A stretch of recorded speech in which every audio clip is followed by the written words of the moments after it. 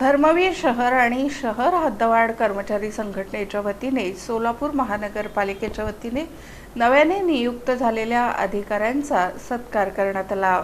शहर आणि शहर हद्दवाढ कर्मचारी संघटनेच्या वतीनं सोलापूर महानगरपालिकेतील नव्यानं नियुक्त झालेल्या अधिकाऱ्यांचा महापौर विनायक कोंड्याल यांच्या हस्ते सत्कार करण्यात आला। यावेळी सहाय्यक आयुक्तपदी निवड झालेले युवराज गाडेकर आणि विनोद कुलकर्णी तसंच उपायुक्तपदी नियुक्त झालेले गिरीश पंडित आणि जिल्हाधिकारी कार्यालयात सहाय्यक आयुक्तपदी नियुक्त झालेले आशिष लोकरे यांचा पुष्पगुच्छ आणि शाल देऊन गौरव करण्यात आला।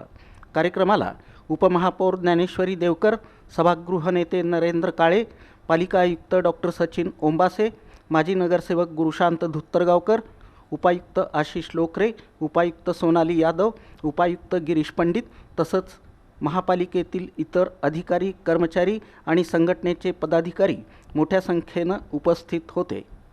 यावेळी महापौर विनायक कोंड्याल यांनी सत्कार मूर्तींना शुभेच्छा देताना सांगितलं की नव्या जबाबदारीमुळे नागरिकाभिमुख प्रशासन अधिक सक्षम होईल।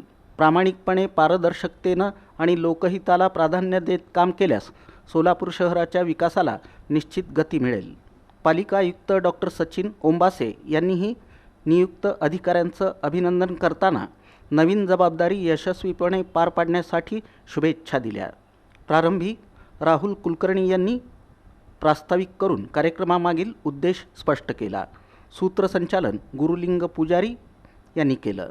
या सत्कार समारंभाचं आयोजन धर्मवीर शहर व शहर हद्दवाढ कर्मचारी संघटनेचे अध्यक्ष मल्लिकार्जुन हुंजे आणि विशाल माने यांच्या नेतृत्वाखाली करण्यात आलं।